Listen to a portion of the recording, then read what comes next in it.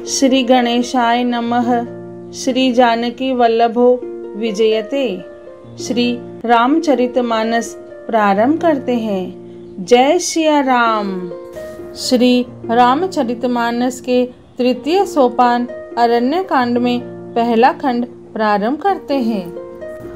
धर्म रूपी वृक्ष के मूल विवेक रूपी समुद्र को आनंद देने वाले पूर्णचंद्र वैराग्य रूपी कमल के विकसित करने वाले सूर्य पाप रूपी घोर अंधकार को निश्चय ही मिटाने वाले तीनों तापों को हरने वाले मोह रूपी बादलों के समूह को छिन्न भिन्न करने की विधि क्रिया में आकाश से उत्पन्न पवन स्वरूप ब्रह्मा जी के वंशज आत्मज तथा कलंक नाशक महाराज श्री रामचंद्र जी के प्रिय श्री शंकर जी की मैं वंदना करता हूँ, जिनका शरीर जल युक्त मेघों के समान सुंदर श्याम वर्ण एवं आनंद घन है, जो सुंदर वलकल का पीत वस्त्र धारण किए हैं, जिनके हाथों में बाण और धनुष है, कमर उत्तम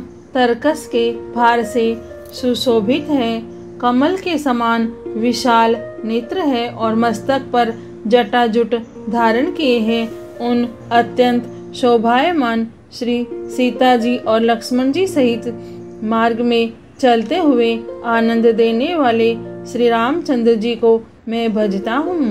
हे पार्वती, श्री राम जी के गुण गूढ़ है।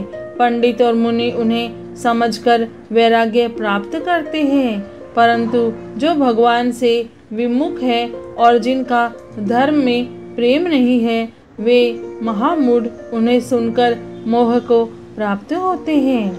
पूर्ववासियों के और भरत जी के अनुपम और सुंदर प्रेम का मैंने अपनी बुद्धि के अनुसार गान किया। अब देवता मनुष्य और मुनियों के मन को भाने वाले प्रभु श्री रामचंद्र जी के वे अत्यंत पवित्र चरित्र सुनो, जिन्हें वे वन में कर रहे हैं। एक बार सुंदर फूल चुनकर श्री राम जी ने अपने हाथों से भांति भांति के गहने बनाए और सुंदर स्फटिक शिला पर बैठे हुए प्रभु ने आदर के साथ वे गहने श्री सीता जी को पहनाए। देवराज इंद्र का मूर्ख पुत्र जयंत कोए का रूप धारण कर श्री रघुनाथ जी का बल देखना चाहता था। जैसे महान मंद बुद्धि चींटी समुद्र का था पाना चाहती हो, वह मूढ़ मंद बुद्धि कारण से भगवान के बल की परीक्षा करने के लिए बना हुआ कौवा सीता जी के चरणों में चोंच मारकर भागा।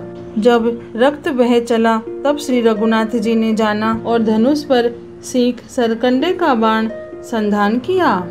श्री रघुनाथ जी, जो अत्यंत ही कृपालु है और जिनका दिनों पर सदा प्रेम रहता है, उनसे भी उस अवगुणों के घर मूर्ख जयंत ने आकर छल किया। मंत्र से प्रेरित होकर वह ब्रह्म बाण दौड़ा। कौवा भयभीत होकर भाग चला। वह अपना असली रूप धरकर पिता इंद्र के पास गया, पर श्री राम जी का विरोधी जानकर इंद्र ने उसको नहीं रखा। तब वह निराश होकर उसके मन में भय उत्पन्न हो गया, जैसे दुर्वासा ऋषि को चक्र से भय हुआ था। वह ब्रह्मलोक शिवलोक आदि समस्त लोकों में थका हुआ भय शोक से व्याकुल होकर भागता फिरा, पर रखना तो दूर रहा, किसी ने उसे बैठने तक के लिए नहीं कहा। श्री राम जी के द्रोही को कौन रख सकता है। काकभूषुंड जी कहते हैं, हे गरुड़ सुनिए, उसके लिए माता मृत्यु के समान, पिता यमराज के समान और अमृत विष के समान हो जाता है। मित्र सैकड़ों शत्रुओं की सी करने लगता है। देव नदी गंगा जी उसके लिए वैतरणी यमपुरी की नदी हो जाती है।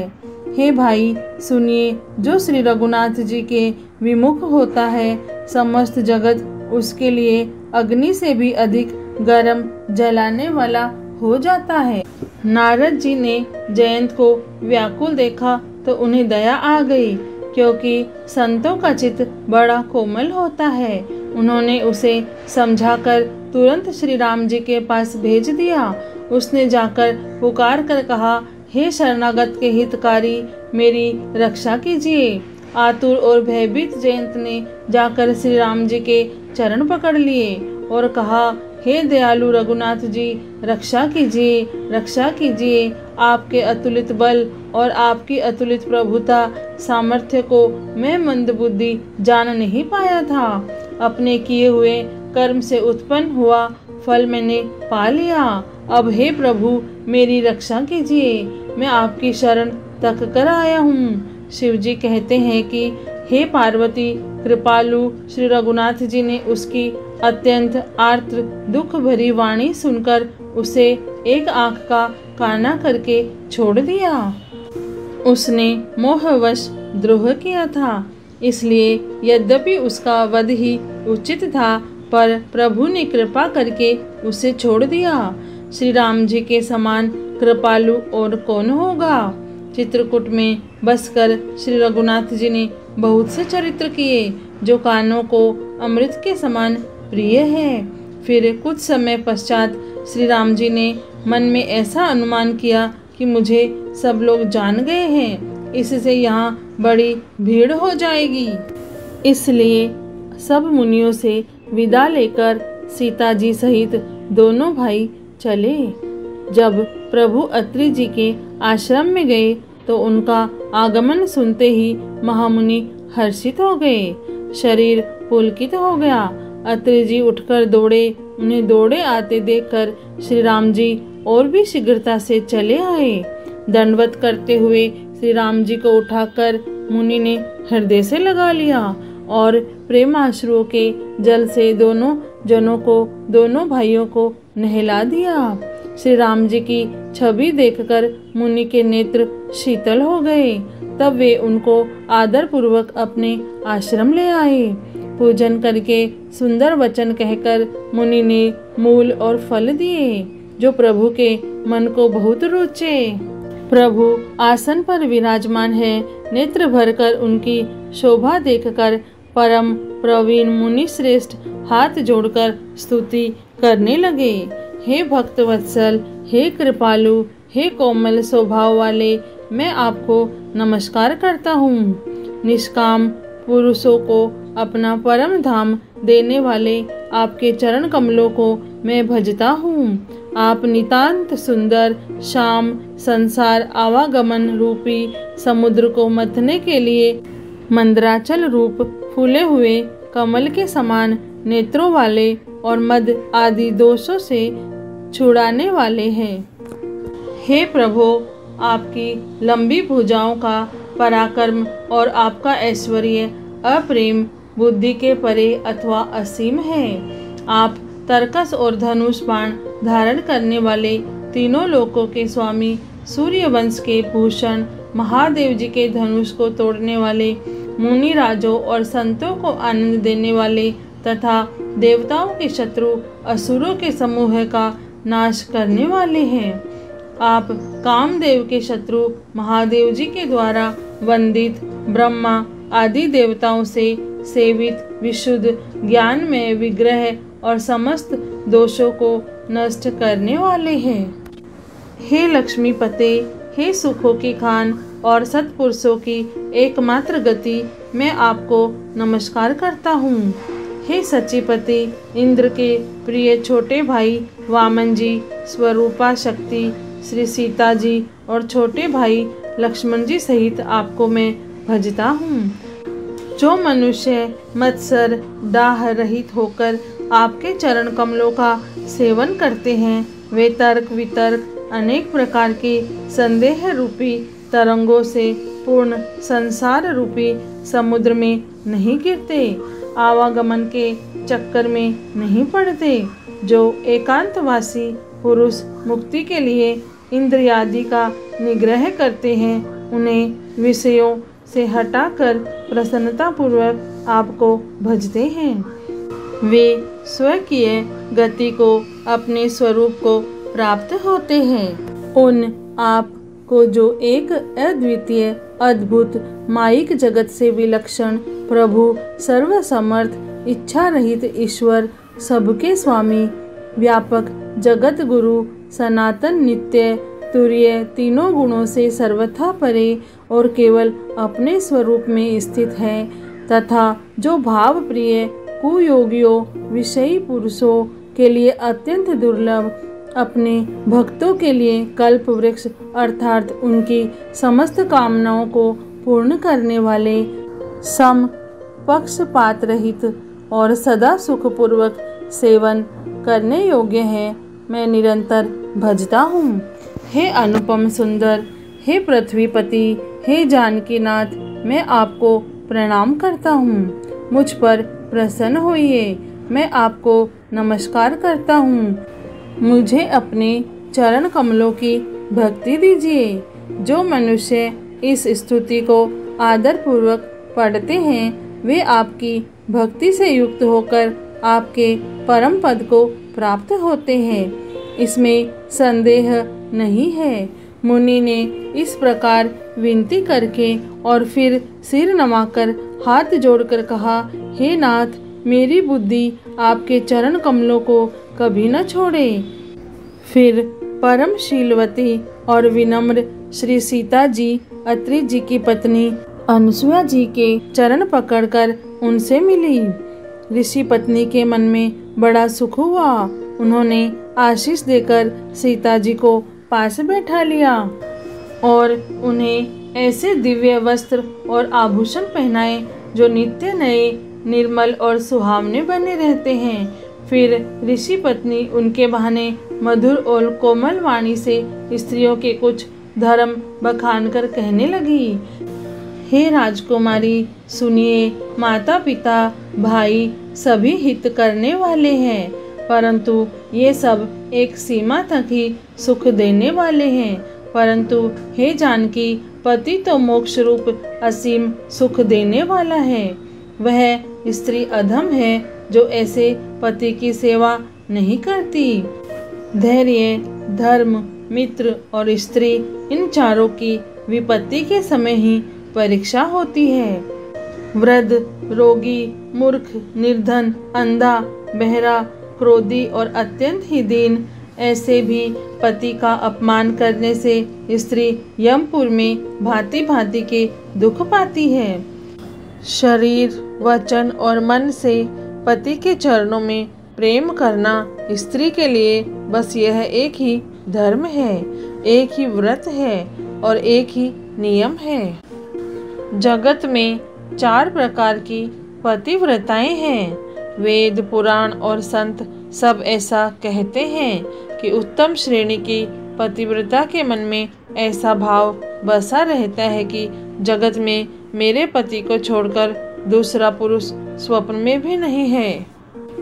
मध्यम श्रेणी की पतिव्रता पराये पति को कैसे देखती है, जैसे वह अपना सगा भाई, पिता या पुत्र हो, अर्थात समान अवस्था वाले को वह भाई के रूप में देखती है, बड़े को पिता के रूप में और छोटे को पुत्र के रूप में देखती है। जो धर्म को विचार कर और अपने कुल की मर्यादा समझकर बची रहती है, वह निकृष्ट निम्न श्रेणी की स्त्री है, ऐसा वेद कहते हैं। और जो स्त्री मौका न मिलने से या भयवश पतिव्रता बनी रहती है, जगत में उसे अधम स्त्री जानना।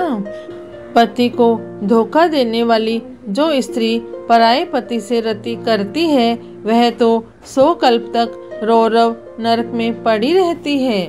क्षण भर के सुख के लिए जो 100 करोड़ असंख्य जन्मों के दुख को नहीं समझती, उसके समान दुष्टा कौन होगी। जो स्त्री छल छोड़कर पतिव्रत धर्म को ग्रहण करती है, वह बिना ही परिश्रम परम गति को प्राप्त करती है।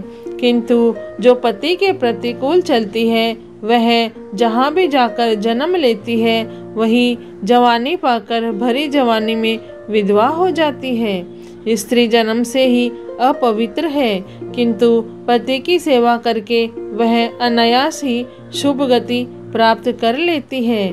पतिव्रत धर्म के कारण ही आज भी तुलसी जी भगवान को प्रिय है और चारों वेद उनका यश गाते हैं।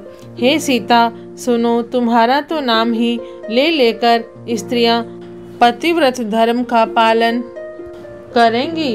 तुम्हें तो श्री राम जी प्राणों के समान प्रिय है। यह पतिव्रत धर्म की कथा तो मैंने संसार के हित के लिए कही है। जानकी जी ने सुनकर परम सुख पाया और आदर पूर्वक उनके चरणों में सिर नवाया। तब कृपा के खान श्री राम जी ने मुनि से कहा, आज्ञा हो तो अब दूसरे वन में जाऊं। मुझ पर निरंतर कृपा करते रहिएगा और अपना सेवक जानकर स्नेह न छोड़िएगा। धर्म धुरंधर प्रभु श्री राम जी के वचन सुनकर ज्ञानी मुनि प्रेम पूर्वक बोले, ब्रह्मा शिव और सनकादि सभी परमार्थवादी तत्ववेता जिनकी कृपा चाहते हैं, हे राम जी आप वही निष्काम पुरुषों के भी प्रिय और दीनों के बंधु भगवान हैं, जो इस प्रकार कोमल वचन बोल रहे हैं। अब मैंने लक्ष्मी जी की चतुराई समझी, जिन्होंने सब देवताओं को छोड़कर आप ही को भजा, जिसके समान सब बातों में अत्यंत बड़ा और कोई नहीं है। उसका शील भला ऐसा क्यों न होगा। मैं किस प्रकार कहूँ कि हे स्वामी आप अब जाइए, हे नाथ आप अंतर्यामी हैं, आप ही कहिए। ऐसा कहकर धीर मुनि प्रभु को देखने लगे। मुनि के नेत्रों से प्रेमाश्रुओं का जल बह रहा है और शरीर पुलकित है। मुनि अत्यंत प्रेम से पूर्ण है, उनका शरीर पुलकित है और नेत्रों को श्री राम जी के मुख कमल में लगाए हुए हैं। मन में विचार कर रहे हैं कि मैंने ऐसे कौन से जप तप किए थे जिसके कारण मन ज्ञान गुण और इंद्रियों से परे प्रभु के दर्शन पाए। जप योग धर्म समूह से मनुष्य अनुपम भक्ति को पाता है। श्री रघुवीर के पवित्र चरित्र को तुलसीदास रात दिन गाता है। श्री रामचंद्र जी का सुंदर यश कलयुग के पापों को नाश करने वाला है, मन को दमन करने वाला और सुख का मूल है। जो लोग इसे आदर पूर्वक सुनते हैं उन पर श्री राम जी प्रसन्न रहते हैं। यह कठिन कलिकाल पापों का खजाना है। इसमें न धर्म है, न ज्ञान है और न योग और जप ही है। इसमें तो जो लोग सब भरोसों को छोड़कर श्री राम जी को ही भजते हैं वे ही चतुर है। मुनि के चरण कमलों में सिर नवाकर देवता मनुष्य और मुनियों के स्वामी श्री राम जी वन को चले। आगे श्री राम जी हैं और उनके पीछे छोटे भाई लक्ष्मण जी हैं। दोनों ही मुनियों का सुंदर वेश बनाए अत्यंत सुशोभित है। दोनों के बीच में श्री जानकी जी कैसी सुशोभित है, जैसे ब्रह्मा और जीव के बीच माया हो। नदी वन पर्वत और दुर्गम घाटियां सभी अपने स्वामी को पहचानकर सुंदर रास्ता दे देते हैं। जहाँ जहाँ देव श्री रघुनाथ जी जाते हैं वहाँ वहाँ बादल आकाश में छाया करते जाते हैं। रास्ते में जाते हुए विराध राक्षस मिला। सामने आते ही श्री रघुनाथ जी ने उसे मार डाला। श्री राम जी के हाथ से मरते ही उसने तुरंत सुंदर दिव्य रूप प्राप्त कर लिया। दुखी देखकर प्रभु ने उसे अपने परम धाम को भेज दिया। फिर वे सुंदर छोटे भाई लक्ष्मण जी और सीता जी के साथ वहां आए जहां मुनि शरभंग जी थे। श्री रामचंद्र जी का मुख कमल देखकर मुनि श्रेष्ठ के नेत्र रूपी भोरे अत्यंत आदर पूर्वक उसका मकरंद रस पान कर रहे हैं। शरभंग जी का जन्म धन्य है। मुनि ने कहा, हे कृपालु रघुवीर, हे शंकर जी के मन रूपी मान सरोवर के राजहंस, सुनिए मैं ब्रह्मलोक को जा रहा था। इतने में कानों से सुना कि श्री राम जी वन में आवेंगे। तब से मैं दिन रात आपकी राह देख रहा हूँ। अब आज प्रभु को देखकर मेरी छाती शीतल हो गई। हे नाथ, मैं सब साधनों से हीन हूँ। आपने अपना दीन सेवक जानकर मुझ पर कृपा की है। श्री रामचरितमानस के तृतीय सोपान अरण्य कांड में पहला खंड पूर्ण हुआ। जय श्री राम, जय सिया राम।